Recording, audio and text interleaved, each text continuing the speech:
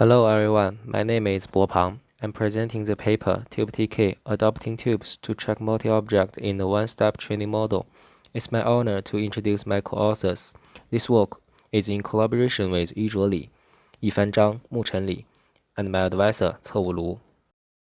In the past few years, because of the deep learning model, the object detection has made great progress. Thus, the tracking by detection framework is now the mainstream method of multi-object tracking task. Under this framework, image-level object detectors are adopted, and the main focus of tracking methods are the association part, which matches the detected bounding boxes into tracks. Due to the separation of spatial-temporal information in two stages of detection and tracking, spatial-temporal features cannot be comprehensively processed in the whole pipeline, which also makes many manual features widely used. High computing complexity makes the detection and tracking stages need to be trained separately. Thus, tracking by detection framework is difficult to train in an end-to-end manner. Moreover, image-level object detectors are difficult to detect occluded objects only based on spatial information, which makes tracking by detection framework is not robust enough when facing occlusions.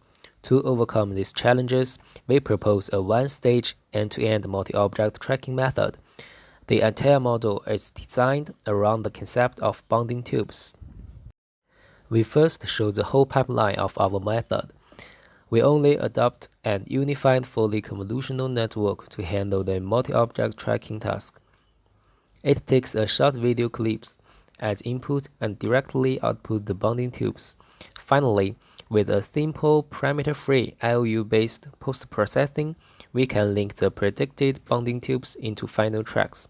In training phase, the goal is to make the network precisely predict the bounding tubes. Note that the post-processing doesn't need any training. The bounding tube is a decahedron which can simultaneously indicate the spatial and temporal position of the target. It can be uniquely identified in space and time by 15 coordinate values, 12 values for spatial location, and 3 values for temporal location. Note that a bounding tube under this definition can only fit linear trajectories. Thus, it should be short so that, in a short period, any track can be seen as linear. The network we adopt to directly regress bounding tubes is the fully convolutional network consisting of a backbone, an FPN, and a regress head. This structure is similar to RetinaNet and FCOS, but at the video level model, all the layers have 3D kernels. The regress head outputs the regressed position and the classification results in the format of result maps. For each point P in the result map, if it is inside the BM of one grounding truth bounding tube, then P will regress its position. As the red figure shows, there might be multiple points that regress the same bounding tube, thus we need AMS to further process. To train the network, we need to generate the ground truth bounding tubes from the traditional ground truth tracks.